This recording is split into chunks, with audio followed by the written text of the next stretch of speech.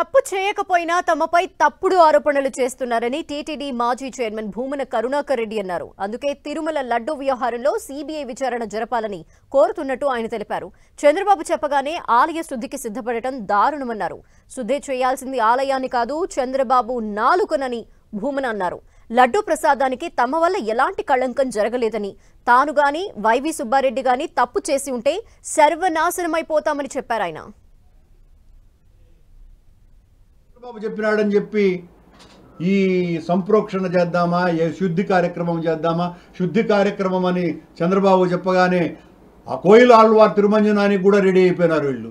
నిందలు మోపి ఆ నిందను రుజువు చేయటం కోసమని రుజువులు దొరకవు కాబట్టి ఈ రకంగా సెంటిమెంట్ ఉపయోగించి ఆలయ శుద్ధి చేసి మొత్తం అంతా కూడా ప్రక్షాళన చేసేసాము అని చెప్పి జనాన్ని నమ్మించేటువంటి ప్రయత్నం.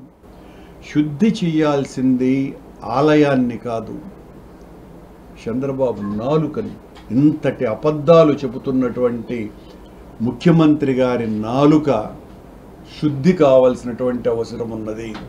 మీ ప్రత్యర్థుల ప్రాణాలు తీయటానికి కూడా వెనుకంజ వేయనటువంటి సాహసవంతులు మీరు. అది చరిత్ర, మీ గతాన్ని తెలియజెప్పినటువంటిది. వెంకటేశ్వర స్వామిని వాడటం ఏంది మహానుభావ.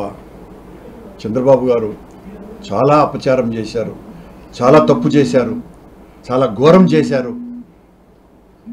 మళ్ళీ చెప్తున్నాం, మేము తప్పు చేస్తే మా నాయకుడు జగన్మోహన్ రెడ్డి గారు వెంకటేశ్వర స్వామి ఆలయంలో అపచారం చేసి ఉంటే ఆయన చేత నియమించబడ్డటువంటి మేము పాలక మండలి అధ్యక్షులుగా నేను కానీ సుబ్బారెడ్డి కానీ ఏ తప్పు చేసి ఉండినా, ఇంత ఘోర అపచారం చేసి ఉంటే మేము సర్వనాశనం అయిపోవాలని మళ్ళీ చెప్తున్నాయి.